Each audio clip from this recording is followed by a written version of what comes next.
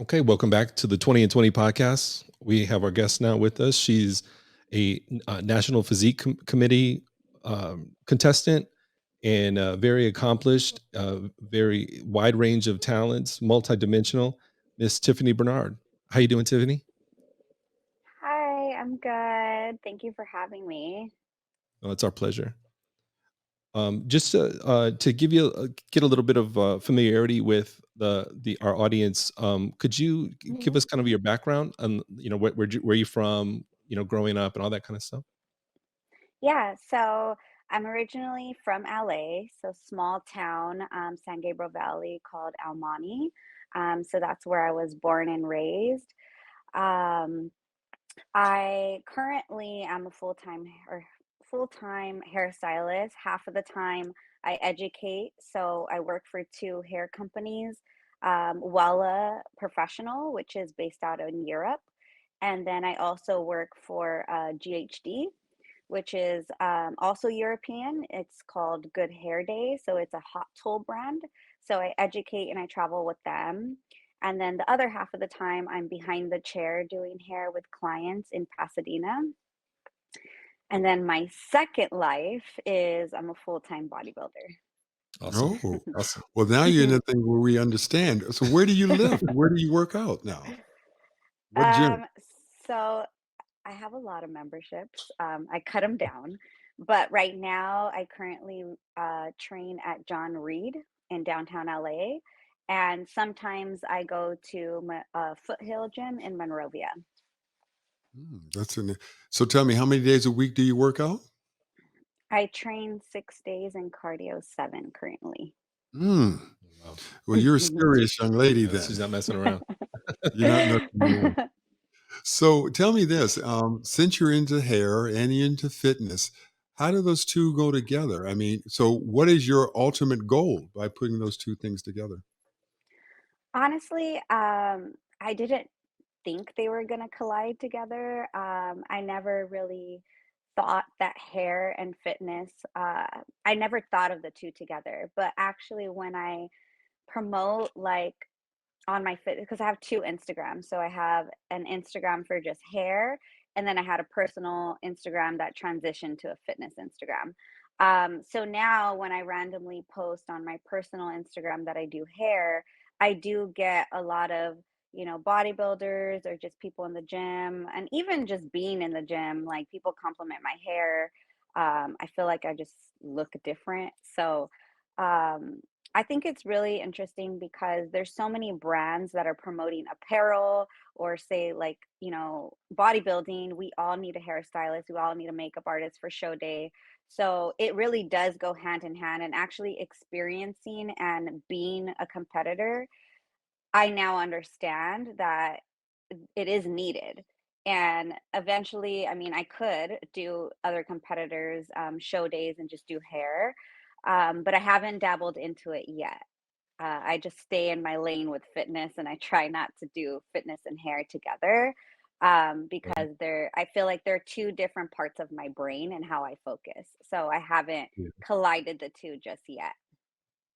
And for those 2 things though, you're operating at a very high level on both sides. I mean, you have Yeah. your companies are sending you all over the country, right?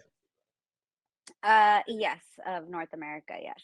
Oh, all over North America. Oh, so Yeah. she's out there training with the different products, just educating other people how to use those. So that's awesome. So obviously they're not gonna just send anybody out. You gotta be operating at a high level on that, huh? Yes, we get trained by the companies, and I've actually been working with the color company for 7 years, and then the hot tool company. I've used it as a stylist, but as an educator, I've only been with them since April of last year. Oh, okay. I Now, you see. know how much money these women spend on these competitions. It's incredible. The suit might be $1,000 or more. Then the hair and everything is, you realize that though. I'm sure you know that already. Yeah, I yeah. think she knows. Oh my goodness. Because I used to go to Gold's Gym and I knew a lot of Mhm, women that competed. They're friends of mine, and the mhm. money they spent on just the suit, let alone Yeah. anything else. Now, if they're in that competition where they have to do aerobics and everything else like that, that's another suit. Mhm. And then the Yeah. shoes and the hair and oh, it's incredible. So even if they win, they still lose money over the over the long term, I think. But do you follow the Olympia contest like that? I That's a big do. one. That's a big contest. Yes, I do. I didn't go this year, but I've been to like 2 or 3 of them, and it's an incredible Mhm. event, and not only that, but when they have their little, expo just before that, it's incredible Yeah. what they're I promoting. really wanted to go to because it was in Vegas and it's so close. So I really wanted to go this year, but it was just so crunch time with the holidays and being in the salon. Like I wasn't able to take that weekend right before Christmas. But I definitely will go to the one in Orlando this year. Oh, that okay, then there's the Arnold. The Arnold's coming up pretty Arnold soon. and March. Yeah, Hmm. that's coming up pretty soon, and now they're saying Arnold's trying to get as big as the Olympia, contest, which he's trying to Oh. put more money into it, but it's the, expos that collide not collide, but, go along with those contests that are just Hmm. amazing. They have hundreds of thousands of people that go through selling everything, I mean, or promoting everything. Do you promote anything? I mean, I know you promote probably hair because of your hair and how your skill at, doing hair, but any Hmm. other products you wanna get into maybe promoting? Yeah, so right now I'm on Global Formulas Ambassador Elite program. So I'm a part of them for supplements. Um, I'm also a part of it's called Squeeze Me Skinny. So I live in a waist trainer. If you know, Bikini is supposed to give the illusion of an hourglass. So um, I'm a part of them, so I also have, like, a promo code for them. Um, I use, like, sleeves and wrist wraps, so by Chic, I have their knee sleeves, I use their wrist wraps. I also have, like, grips, that I use that are Versa grips, and then I also have a lifting belt that's from Harbinger? I'm gonna butcher the name, Okay. but, it's a leather belt. So those are pretty much what's all in my backpack. I also have a bodybuilding military style backpack, which is Wolf Pack. So Oh, nice. those are literally, like, that is, like, my gold. I walk around and I have all my stuff in there. Yeah. So those are pretty much all the things that I use that I do tag and post on Instagram. How difficult is it to maintain just the whole routine that you need to stay in to compete at the level you are? Yeah, so it's crazy because last year was my first off season. So I started competing July 2020. I kind of took the risk during COVID and I reached out to my coach and was like, how realistic is it going to compete during a pandemic? And she was like, well, I know as much as you, and the only risk you're taking is not doing it. So I did it and I was able to compete in December of 2020. And I actually did 3 back-to-back shows, so I never took an off season, I stood on prep. So I did one in December, February, and then my last show was July 2021. So from there, and gaining the feedback from the judges, obviously it was my first year. I didn't have as much muscle memory, so I needed to grow. So I needed to take an off season. So I've been in off season since July 2021 and I currently just went into prep January 2022. So it was about a year and a half that I was in off season. So if you think about it, I never stopped checking in with my coach. It was every week, every 7 days.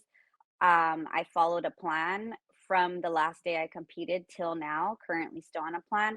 The only difference is off season, you do get cheat meals, you're in a surplus, you get to eat more, you get to build, cardio decreases. So I feel that that is a little bit more of an easier like lifestyle. You're still having that routine as an athlete. You still train every single day. You still, if you have cardio, it's very minimum. I think the lowest I did was like 15 minutes. And then it went to zero. And then Oh, wow. now going into prep, it's on another level. So when you go transition from off season to prep, I feel like it's like if you already experienced it, it's like you turning on a switch.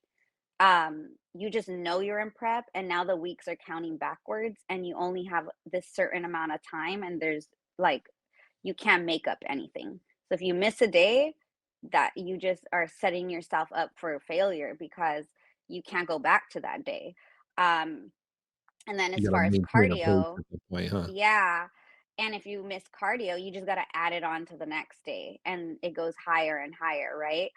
Yeah. So I think the difficulty of it is really training your brain. All of it is discipline.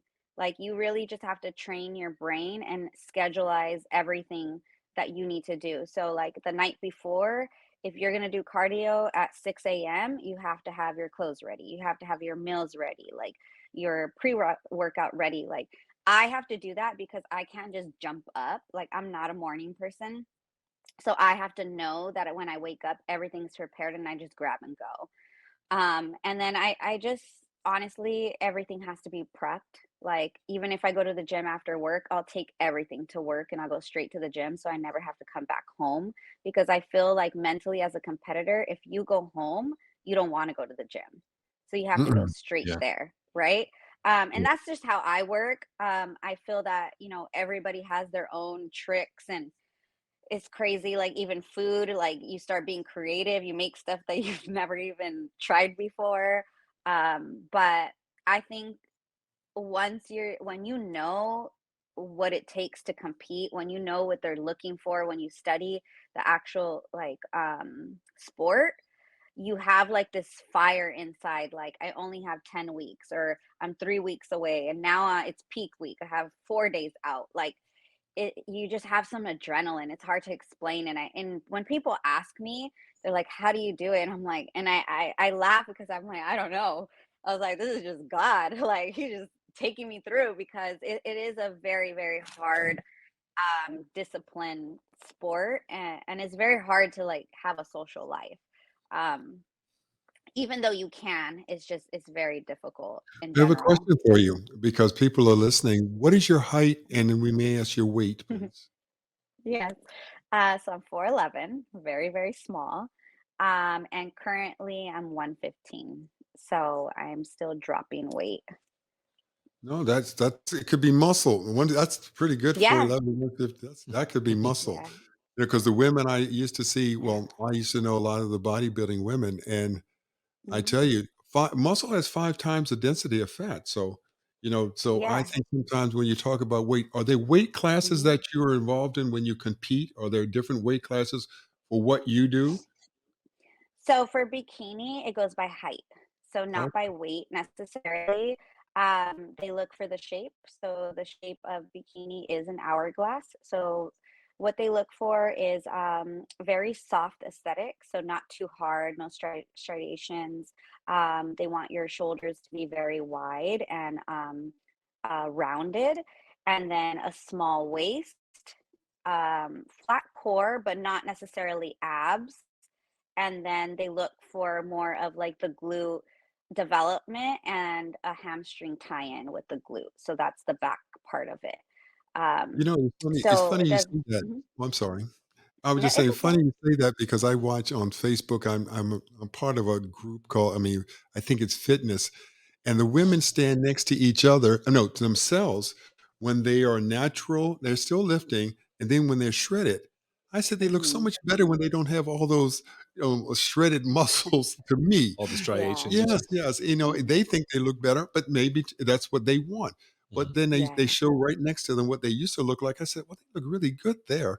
That looks a lot better to me because women can't stay like that. They can't stay No. weighted like that.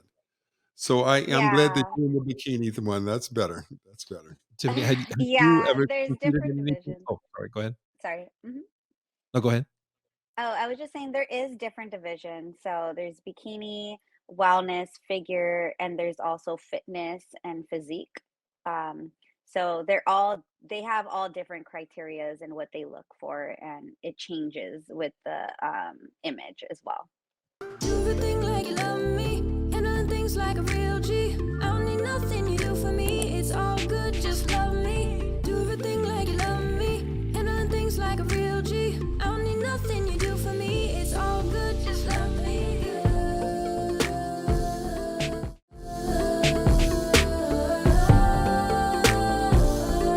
Just love me. Had you ever competed in any other kind of sport growing up or anything, or was this your first kind of athletic competition? No, so in high school, I was actually a cheerleader and I stunted. So I was a flyer, so I got thrown in the air. Oh, And yeah, so I was pretty much involved with like being active, yeah, not necessarily with like weight training. I think it was just more of like high intensities and core. Um, and then more of like flexibility and stability as far as that, but I didn't start actually like training in a gym until maybe like 2015. I got a personal trainer. I trained with a couple of trainers like at LA Fitness, and then I went to like a private gym. But I've never knew like what it took to like I didn't know the difference between working out and training. And there Yeah, definitely is a difference. So I feel like I just worked out. I didn't train. yeah, And until I found my coach, I learned what training was, and actually seeing shape and um, you training specific muscle groups to create a specific shape versus just training any muscle group every day. well, give us an example of your week. What body Mhm, parts, when you do your body parts, do you do a mhm. push and pull, or do you do, just tell us what you do so I can understand better. Yeah, so during off season, I was doing progressive overload. And what that means is we have about five to six warm up sets. So you gradually increase the weight. And the last warm up set is supposed to be the weight of your first working set. So, say for instance, you start at 10 reps, um, and or 10 to 12 reps, and then the next one again you do 10 to 12 reps, and then you do 5 reps, 3 reps, and then 1 to 2 reps, and that 1 to 2 reps should be basically you're warmed up and you're ready to push the heaviest into your working set that is 10 to 12 reps. And then after that, it's a offset, which is you drop the weight and then you do high reps. So 12 to 15 reps. So that's what I did through off season. And that really is to build your strength. And every week you either beat your rep. So if you only did 10, the next week you try to do 11 until you get to the 12, then you increase weight.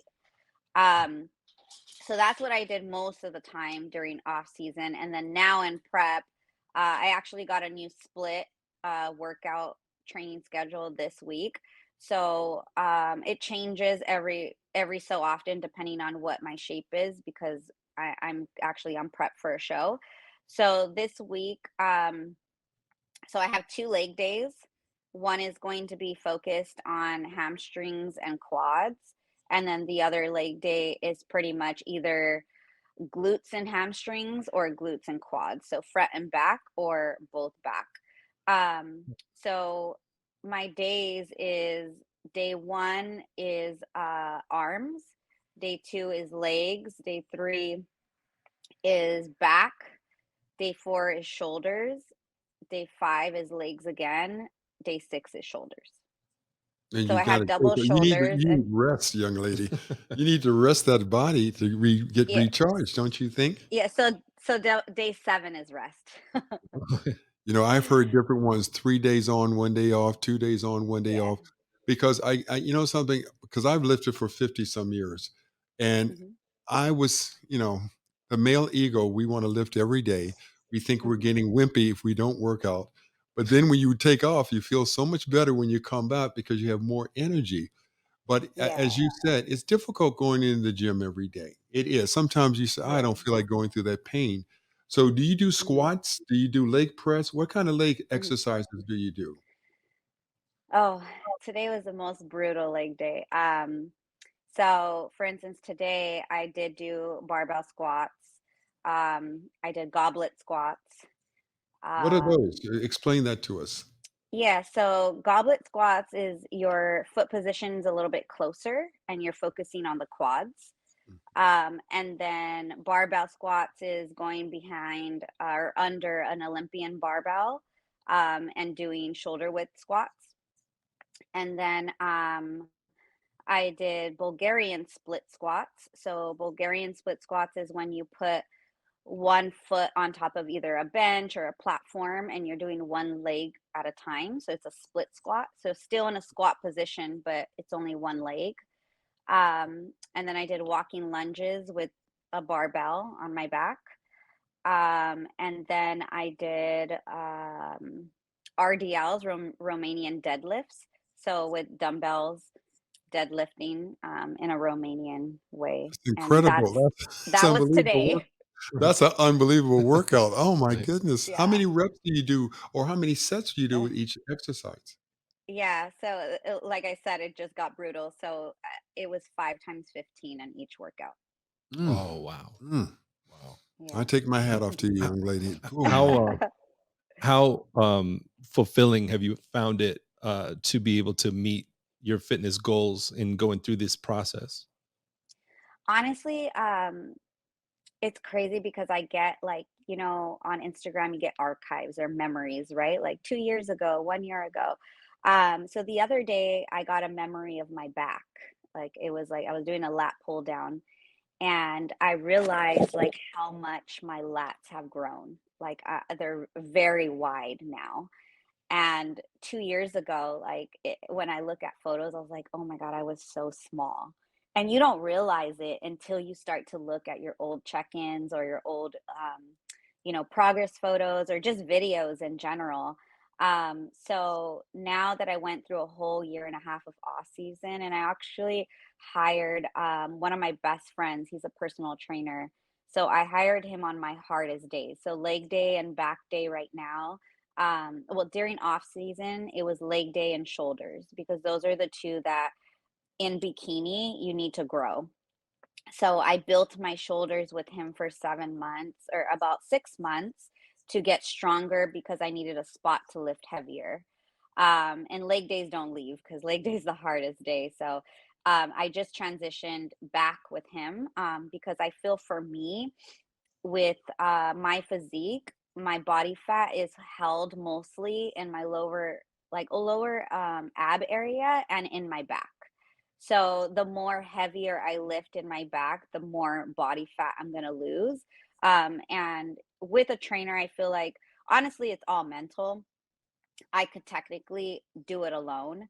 I have for 2 years, but I noticed that with a trainer, it mentally is not, I wouldn't say easier. It's just you can push yourself harder because they're there or they can spot you to keep going versus on your own that willpower inside you can just let go, right? So I do feel that the accomplishments, like I'm super excited for this prep because I've been working for almost 2.5 years to this physique. So this is going to be my best physique. So it's just cool to see all the shows and then now with an off season of like muscle growth and development. And it's exciting because like there's muscle underneath the fat, right? But as you shred, you slowly get to see it. So it's more of like the excitement of what am I going to look like? So yeah, Yeah. I'm very like happy of how far I came. Hey, I've got a question for you. Mhm, Men, we lift to look good for social mhm, life and everything. For where you sound, it seems like you're so into this. Um, mhm. when I say your goals, is your goals just to look as good as you can look? Is that your goal? I mean, that's everybody's goal in life, Okay, right? is that But yeah, is that to attract the man that that's you not, want or the person in your life? no, that's not the ultimate goal. I feel that my goal with bodybuilding, I didn't honestly, I competed to see how strong I was mentally. That was like my initial goal. Like, let me see if mentally I can get through this, where I diet hard, I train, um, and mentally that's what I did. Then I fell in love with it. I didn't want to stop. I This is the first time I've ever seen my body transform in such a short amount of time that would probably take me alone years, right? Um, and then I learned so much about my body. There was a lot of nutrition things that I learned about. But I think my goal right now, there's so many that I have. Like the first thing is really to win a show. That is that's the first goal. The second goal would be win a show and get an overall. And an overall, what that means is basically everybody in each class that gets first place, they battle for the best and they get a sword, and that's an overall. That's good. Um, from there, when you win, you qualify for a national show. So national shows are bigger, they're more prestigious, they're more intense, competitive, and that is where you battle to get your pro card. So that is the ultimate goal, to get my pro card. And obviously, the big goal is really to be an Olympian. Oh, that's good. You dream big, young lady. You dream big. Yeah, when with when hair and everything. That's good. when That's is good. the next time you'll be up for a competition?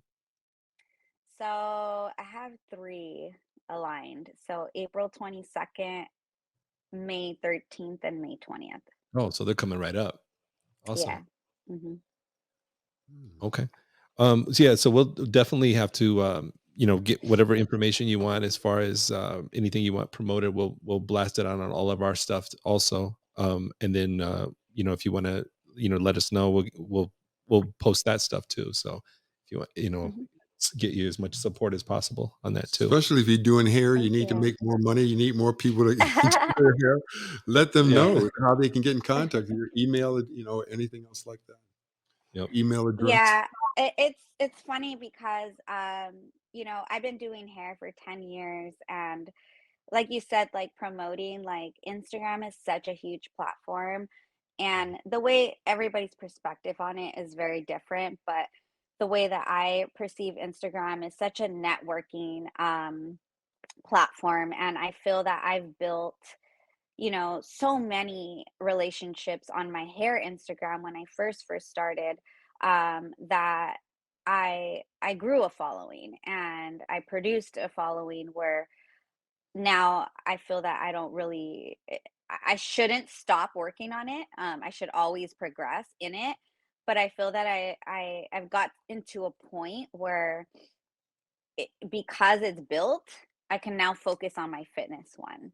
And Very it, good. it's Very so good. crazy because when I first started competing, I was at a certain number of followers. And then when I started producing content and just like creative things like meal prepping, my workouts, just, my posts, my stories, I built this like audience and engagement of while I was on prep. And because I was on prep for almost a year, I built like a very big chunk of followers that now I'm like, I just want to make it to a K. Like I'm almost at 10K, right?